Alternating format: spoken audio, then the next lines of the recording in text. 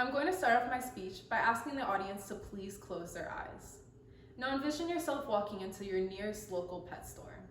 Upon entering, the smell of freshly bathed puppies reaches the nose, drawing you in towards the back.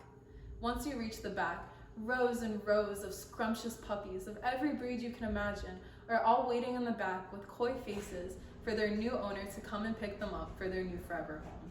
It was a happy place, one where people go to find their forever furry friend. Now I want the audience to remain with their eyes closed, but to shift their focal point to a scenario that's much different. Now imagine walking into a place that upon entering, the smell of feces reaches the nose, and the sight of malnourished dogs covered in parasites reaches the eyes. Whimpering dogs create a melancholy vibe, and as you walk down the aisles, you see that over 9 dogs are stuffed in one small little cage. As you continue to walk, you are forced to come to terms with the fact that the dogs that you first imagined at that happy pet store are the same dogs that come from that treacherous place you are now envisioning. The audience may now open their eyes. Puppy mills, or places that breed animals with the pure intent to sell, normally have their animals in really inhumane living conditions that are often deemed unlivable. They inbreed their animals in order to form the perfect designer dog and strip the puppies away from their mothers prematurely. Does that sound right to you? In a statistic by Jim Barry in his journal entry Animal Welfare Position paper, it is shown that over 10,000 of these puppy mills exist in the United States alone, and that over 2 million dogs come from these mills per a year alone. 2 million dogs that are stripped from their mothers and forced to assimilate into new scary environments. Thus being said, today I will speak on puppy mills, and hopefully by the end of this, listeners will gain a newfound perspective as to why these mills should be abolished and just how they can help save millions of puppies' lives. I once had a dog, Barkley, my first dog, who, when I got him, he had a collapsed trachea and a kennel cough.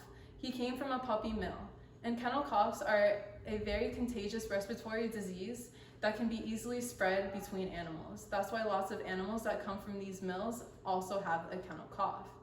I will now introduce my 3 main points. My first point, puppy mills. Are conditions humane? I will be showing a graph and showing a range of statistics too that show just how vast this abuse goes.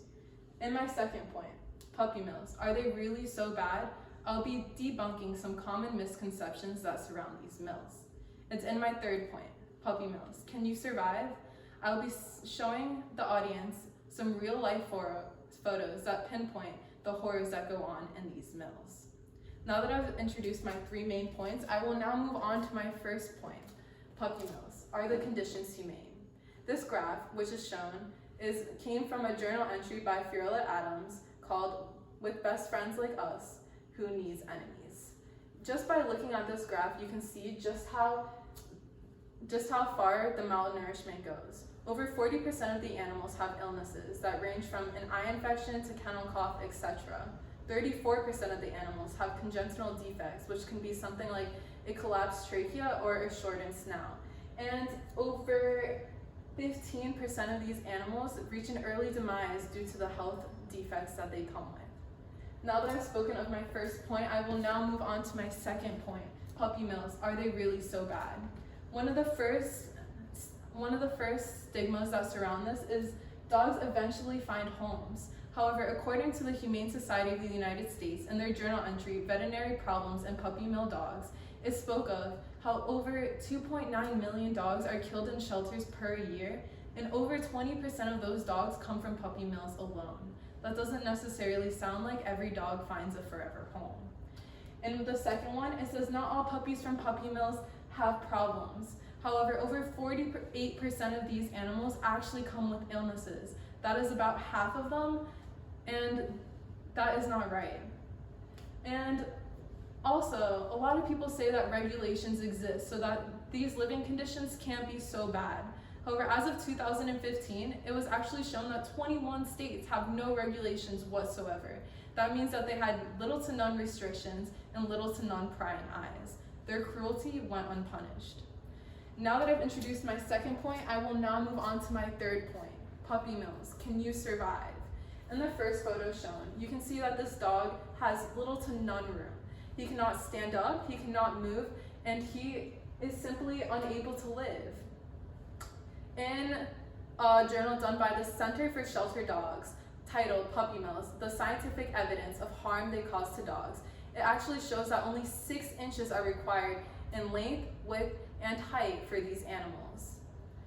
In the second photo, you can see this dog is completely malnourished. It looks as if it hasn't eaten in months, and it is all skin and bones.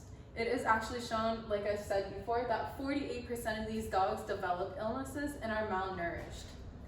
In the next photo, you can see this dog has parasites. These parasites, and specifically, are ear mites. However, dogs that come from these mills have parasites that range from fleas, ticks, tapeworms, heartworms, etc. And it's actually shown that over 80% of dogs that come from these mills come with parasites. Now that I've reached the conclusion of my speech, I would like to leave the audience with a few things that they can do in order to help save these puppies from these mills and this cruelty. One of the first things that the readers and audience can do is they can choose not to buy their next pet from their local pet store. Pet stores are in direct support of puppy mills, and most of the dogs that are in pet stores come from puppy mills. Instead, visit your local humane society and adopt a dog. The dogs are just as friendly and looking for a forever home. Another thing that the audience can do is they can sign a petition. This petition I specifically put up here is for the state of Florida, but most states have one. By signing this petition, we are asking the Florida state government to abolish these puppy mills and put more restrictions into place. Thank you for listening.